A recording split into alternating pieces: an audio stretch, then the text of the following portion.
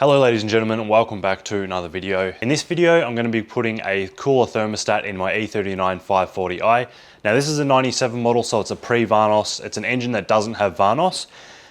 The method I'm going to explain, or the way this works, I'm pretty sure is only on the non-vanos models. I do believe that if you do have a 540 that's a later model, it's probably going to have vanos, and the actual thermostat housing seems to be different. Now, I've made a couple of mistakes in this process. One of them is I bought, basically this hack is buying an E31 840 CI thermostat because they're a direct fit in this car, and they're an 85-degree thermostat as opposed to 105 degrees. Now, I think that the high temperature that these engines run is the reason why cooling systems fail so often, the plastics go brittle, all that kind of thing, timing chain guides, all that kind of stuff. I think the engine runs a little bit too hot. BMW's reasoning for making the engine run hot was to make it be a bit more efficient, because a hotter engine will burn fuel faster, basically more efficiently. But it makes no sense when the E39 M5, I believe it is, has a cooler thermostat, and a lot of their other models have cooler thermostats. So yeah, I've wanted to do this for a very, very long time, because at 105 degrees, most of the time my car seems to run it more so between 105 to 110, which is really, really close to the overheating point. By the time it gets to about 113, 114, 115, the needle really starts to move. So I want to keep this cooler. Basically, the problem is I bought an E31 840 thermostat from in Australia, and they must be different here because it came with, I'm going to show you the parts up close in just a minute, but it came with just a thermostat that wouldn't fit the original housing. So I could have made it fit by buying an M60 thermostat and playing around with it, but I just didn't know if it would work very well, so I figured I'd do the right thing. So the thermostat I'm putting in this car is an E31 thermostat still. It's from an 840, it's exactly the same thing, but I believe it's called the Golf version, and it's an overseas model where they ran a cooler thermostat. So I'm going to put the part number in the description below, so if you're trying to find it, look there. I couldn't find any in Australia, it had to come from BMW in Germany. In mentioning all that, there are companies that make cooler thermostats for these cars, like as modifications, but they're quite expensive, and one of them that I ordered never actually ended up arriving, so I had to open a PayPal dispute. Ended up getting my money back and all that stuff, but it makes the thermostat area look a bit ugly in my opinion, so I'd rather it look factory. So what I'm going to do now is just show you an up close of the thermostat, the old one and the new one, and show you exactly how it all works. Alright, so this is the standard thermostat off my 540. This is a brand new one I bought to replace it, but then I decided to go down the cooler route. As you can see, it's got this plug on it. This plug we won't be using anymore because it's not map controlled, the new thermostat, so we're not going to worry about that. But basically, this is the standard thermostat, and the one that I bought that was wrong, it looked nothing like this, so you can't really remove this easily. I'm going to show you how to remove it, but it has these. Let me remove it now and show you actually. So you get this little tool with the new thermostat. You don't need that, I've used my hands, but when this pops out, you'll see you're stuck still with these parts here. So that thermostat I got wouldn't fit, and I did cut my old one down to see if I could get it to fit, but there's just so many things in the way, it just wouldn't fit. Yeah, and I just didn't think it would work properly. So this, like I said, is the factory thermostat. Now, the one I bought, which is the part number in the description below that we're going to be using, there's a lot of photos on the internet where it shows this whole housing with the thermostat just like this, but the thing that ended up coming was just the thermostat, which I'm totally fine with as long as it fits, which it does. So it goes in the same way. Now this tool I was showing you before actually comes with this new thermostat. This, like I said, came straight from Germany. The only thing is we're going to have to remove this section here, and then this will go straight in and lock straight in. So I'm going to show you how to do that now. This part in here is actually for the electronically controlled part of it. It's like a wax heater, and basically the car decides when to open and close the thermostat by heating up the wax, which basically moves this section. So when we're done, this will all basically be ripped out, and we're not going to be plugging it back in. If I plug it back in, I'm worried there might be some wiring still kind of in the housing, and we might have some shorting issues, so I'm probably going to leave the plug out and just cap it off with something or whatever. But let's pull this bit off now and install the new thermostat in the old housing. Alright, so here's my old thermostat housing with the thermostat removed, and what we're going to do is just twist this and it will pop out. Now we've got some broken wires in there and in here, so I'm a little bit worried about plugging that back in because we might cause a short in there. So what I might do is either leave it unplugged or pull this out if I can and try and strip all the wiring out of there, just to make sure we don't get any shorts or anything like that. So Now that we've removed this part, we should be able to get the new thermostat straight back in. So this is the new one. You can probably see just up there, it says 85 degrees. And I'm guessing once it's in the car running and everything, it'll probably run at like 90 or 95 degrees, something like that. But to get this to fit, we're just going to push this straight in. And we're going to use the little tool. It's just basically a little pipe you push down and twist. I'm going to use that little tool to push this thermostat in. Back into the gates, which is pretty tight. All right, that took a little bit of strength, but what we have now is the new 85 degree thermostat from the E39 840 Ci. So the part number in the description. We've now got that installed in our standard housing. So just make sure you replace the seal, the gasket seal here. If you have taken an old one off, just replace that. And now we're going to install it on the car. I'm going to bleed the car up and things like that, and I'll let you know exactly how it goes. For those who don't know how to take out the thermostat, I'll just show you really quickly where it is and a basic understanding of how it comes out. All right, so I'm currently doing some other work on my car, so I've got stuff absolutely everywhere. But basically what you want to do is remove your air box, which would normally be here, and the pipe that runs over the top here. Now that's about all you need to remove. And then under here, I've just got this hose tucked in so it doesn't leak water. Just move that out of the way. Just underneath the, I believe that's like the cruise control throttle body, part of the throttle body there. Under that you can see that area with the coolant coming out of it just in there. That's exactly where this thermostat will mate up to, just like that. So pretty easy to get to. The only thing that's a bit hard is the bolt in the bottom left corner can be a little bit hard to get to. But other than that, that's as easy as it is. So you'll probably do that in about, have one in and out in 20 minutes or less maybe. It depends how much trouble you have. But I've got a lot more work to finish in this car. I'm doing the valve cover gaskets and a few other things. So next time you see me in this video will be when all that stuff's done. The car's bled the coolant. It's up to temperature and we'll see exactly how this thing worked. All right, so the thermostat has been installed now. I've been driving the car for a few days. The car's actually been off the road for a couple of weeks because as I mentioned earlier, I was doing some other work on the car. I did the valve cover gaskets, repainted them and things like that, cleaned up a whole lot of other things in the car, which was really good. So yeah, I've been driving it for a few days with the 85 degree thermostat. Now what happened is while I was bleeding the coolant after installing the thermostat, and I replaced one of the radiator little plastic elbows as well, but while bleeding the car, for some reason, it got to 105 degrees, which I was like, oh, damn, the thermostat's not doing anything because 105 is kind of what it used to run at, if not a little bit hotter. But as I seemed to get all the air out, the next time I started the car, once it was fully bled, it sat on 85 degrees perfectly. It actually probably sat on 82 and creeped up to 85, which is beautiful. So it sat on 85 pretty much the whole time. Took it for a really nice long drive, and as I said, I've been driving for a couple of days now, or a few days now, and max it got to is 94, and that's when I was parked and just really slow driving. So I'm really happy with it. It's definitely running a lot cooler. Because like I said, even though it was supposed to run at 105 degrees with the previous thermostat, it'd still get to like 110, 112 a lot of the time, especially in traffic and things like that. So I'm just glad now it's running a lot cooler. Even just standing in the engine bay, it just feels a lot cooler there. The plastics are a lot cooler, the hoses are staying a lot cooler, so I'm really happy. Hopefully it's going to reduce some maintenance costs when it comes to cooling parts of the cooling system and other parts of the car. So it seems to be running a lot better. The engine sounds a lot quieter as well. I'm not sure why that is. I did read some people say that when the thermostat runs cooler that the engine's quieter.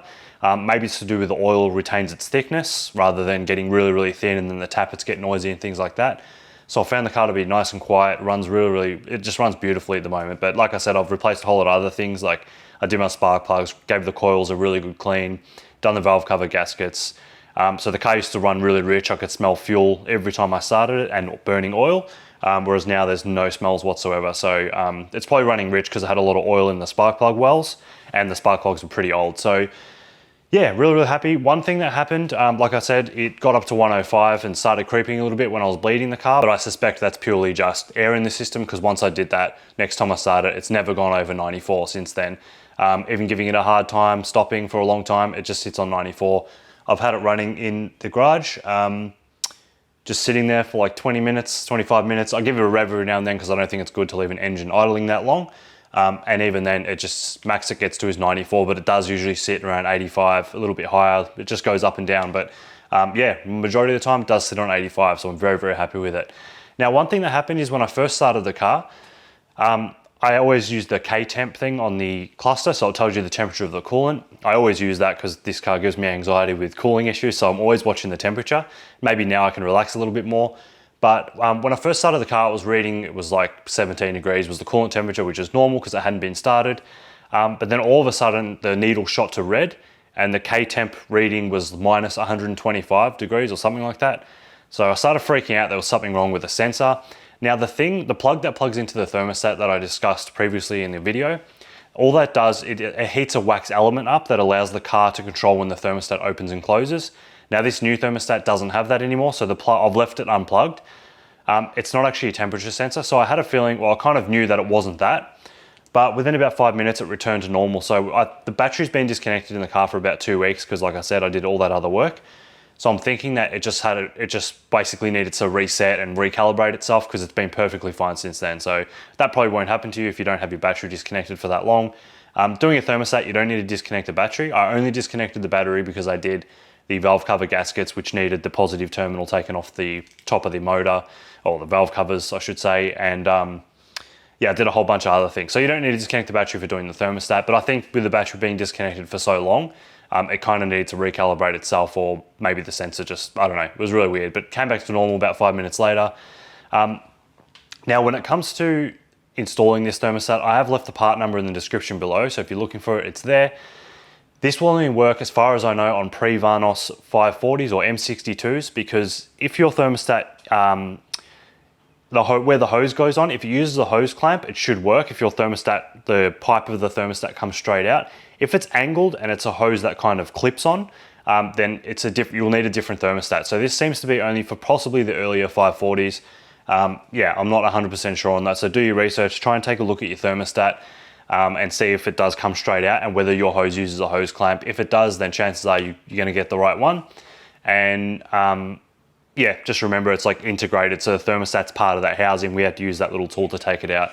And you'll no longer have the plug to plug back into the thermostat. Or you'll have the plug, but don't plug it back in to the new thermostat, because like I said, it might short out or something because there's still wiring inside the housing. Now, I didn't have any issues with unplugging that, but some people I have read on the internet have reported issues with, they might have a check engine light come up or something like that. But the easy way to get around that is you can actually put a resistor across that plug, so it fools the car into thinking there's still an element plugged in, basically. Or if you've got coding software, you can code that part out of the car. Luckily for me, I've got no lights, nothing seems to be wrong. It's absolutely running beautiful. So I'm going to show you now. I'm going to start the car up, let it warm up, and just show you what temperature it gets to.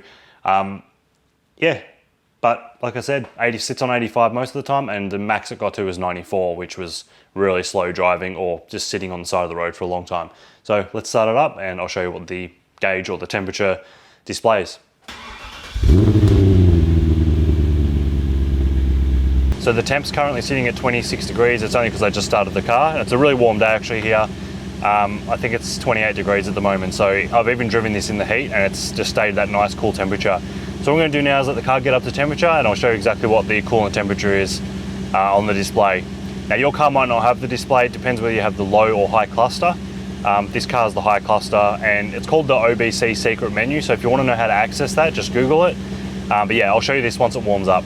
So it's actually been a while. The car's been running for quite some time now, and it's still on 83, which is really good. So it doesn't take ages to get up to temperature. It gets up to temperature about the same speed as before, which is good because you don't want it to take ages to heat up, because it's going to cause unnecessary wear on the engine, and it's also going to just, the heat is not going to get hot and things like that. So it gets up to temperature, gets up to this 80 degrees area reasonably quickly, and then it usually just sits around here for a while, and only after you drive for ages it might creep up to 90, 94. But yeah, usually it does sit around here. Ignore all my lights. I have a wheel speed sensor I need to replace, but yeah.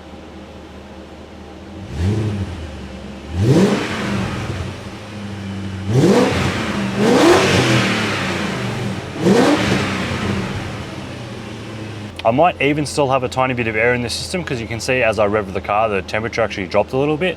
So that could mean I'm pushing a small air bubble around, and that could be why it's still getting up to 94 sometimes. But the other thing is, at 82 degrees, my electric thermo fan that I fitted to this car, I did a clutch fan delete, that's kicked in at 82. So I think that's actually why it's cooled back down to 81.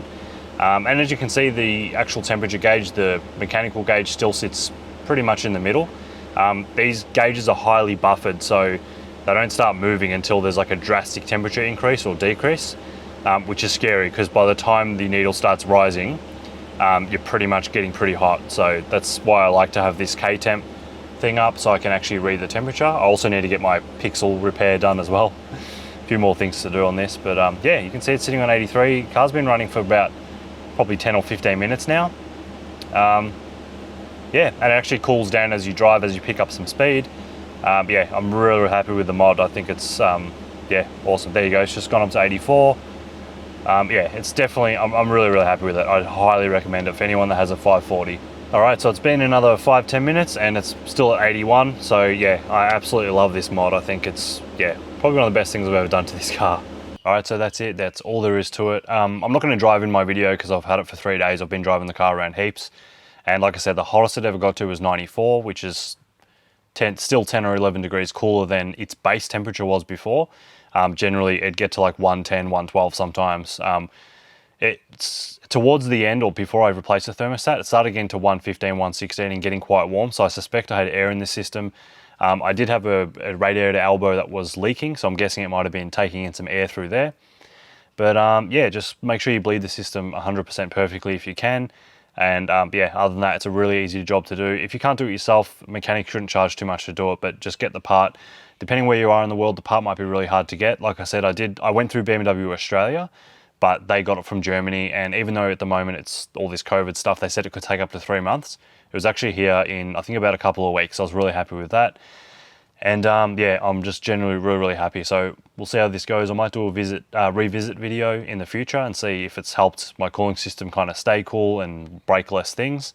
Because just for preventative maintenance, I'd replace the hoses, the coolant expansion tank, and all those kind of things. Not every year, but you know, every couple of years or so. If I noticed I was getting a bit brittle, or the hoses were getting a bit too hard or too soft or something like that, I'd make sure to replace those. But yeah, I'm really happy with it. The car seems to run a lot better. Like I said, I've done a whole bunch of other things, so the car running better may have nothing to do with the thermostat, but yeah, just absolutely over the moon with it. Really happy with it. I highly recommend it if you do have a 540, and like I said, the part number's in the description below. So yeah, if you've got any questions about the process or whatever, just let me know in the comments below. Hope you enjoyed the video. Don't forget to like, comment, and subscribe, and I'll see you again soon. Thanks very much for watching.